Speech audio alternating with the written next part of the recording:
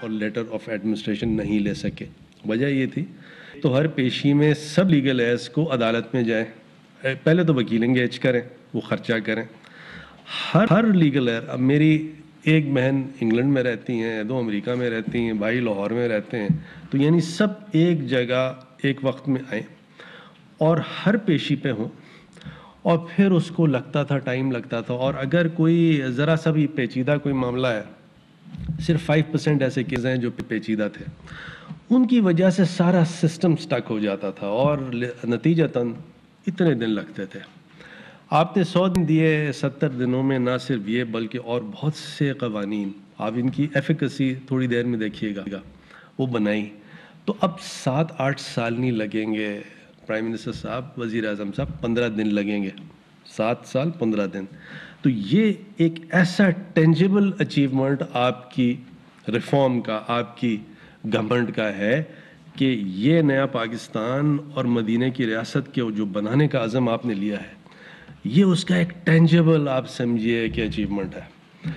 اور جو اس کی جو سر ہائی لائٹس ہیں, تھوڑی سی ٹائم اتنا ہے نہیں, پوری دنیا میں جہاں جہاں بھی پاکستانی مشن ہے وہاں لیگل ایز جو ہیں وہ جائیں گے.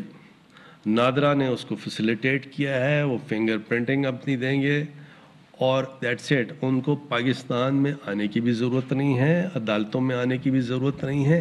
تو کیا یہ نیا پاکستان نہیں ہے؟ کیا یہ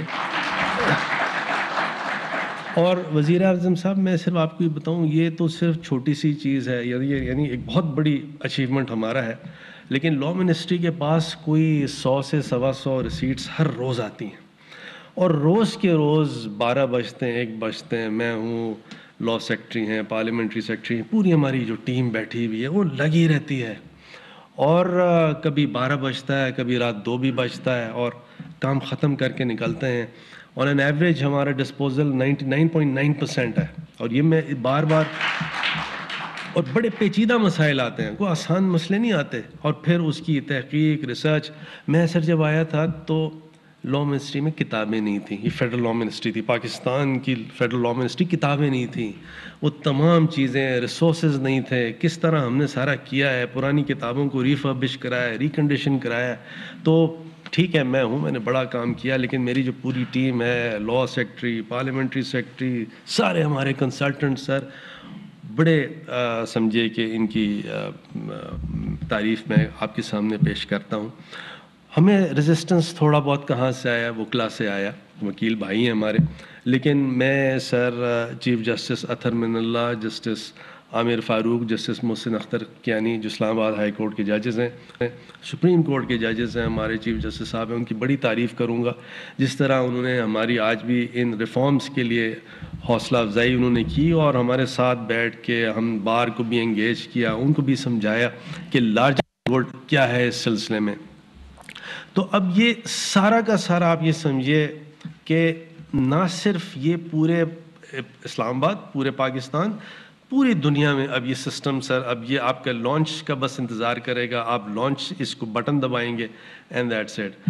اور باقی اتنے سارے ہم نے جو نئی جدتیں قوانین میں کی ہیں. سول پروسیجر کوڈ ہے, کہاں 40 سال لگنے ہیں, کہاں 1.5-2 سال لگنے. میں سر یہ آپ سے گزارش کروں کہ اب ان کے ثمرات آپ نظر آنے شروع ہوں گے, کیونکہ یہ سارا جو جسٹیشن پیریڈ تھا لا ریفارم کا, اس کے اندر چینجز کرنے کا, اسٹیک ہولڈر سے باتیں کرنے کا, جوڈیشری کو ساتھ انوالو کرنے کا, آپ کا سر بہت آپ سب کا اور آپ کی دعاؤں کا ہمیشہ آپ ہیں ہمارے, اور پوری سر ایفرٹ لگائی ہوئی ہے ہم نے کہ پاکستان کے لیے ہم کچھ کر سکیں.